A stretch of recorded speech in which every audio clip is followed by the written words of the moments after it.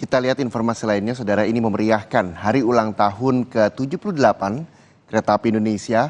PT KAI Daob 6 Yogyakarta menggelar lomba tarif lokomotif kereta api. Jadi bagi tim yang beranggotakan 10 orang ini mampu menarik lokomotif sejauh 15 meter dalam waktu singkat dinyatakan sebagai pemenang. Nah, kira-kira seperti apa keseruannya? Berikut liputannya untuk Anda. Semangat! Semangat! Semangat! Tim peserta yang beranggotakan 10 orang berlomba menarik lokomotif kereta api digelar PT KAI Daob 6 Yogyakarta. Lomba dalam rangka memeriahkan hari ulang tahun ke-78 Kereta Api Indonesia ini diikuti belasan tim lintas instansi, termasuk para peserta undangan dari Dinas Perhubungan, Dinas Pariwisata, polisi, hingga jurnalis. Para tim peserta diadu untuk menarik lokomotif kereta api berbobot 80 ton sejauh 15 meter.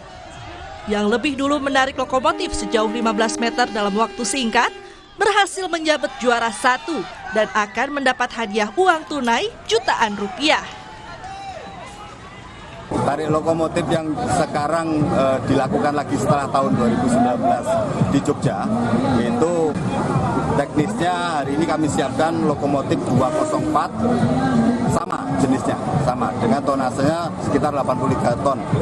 83 ton, kemudian jarak yang ditempuh itu 10 meter dari lokomotif sampai 15 meter dari lokomotif. Siapa yang mencapai finish duluan di 15 meter dari titik start awal lokomotif, dia akan sebagai pemenangnya.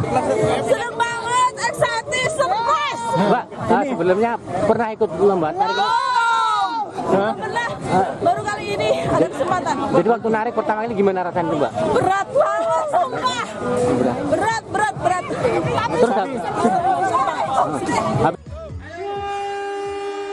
Lomba tarik lokomotif kereta api ini diharapkan bisa meningkatkan keakraban dan kerjasama antar pegawai baik di lingkungan PT Kereta Api Daob 6 Yogyakarta maupun dengan instansi lainnya. Michael Aryawan, Kompas TV, Yogyakarta.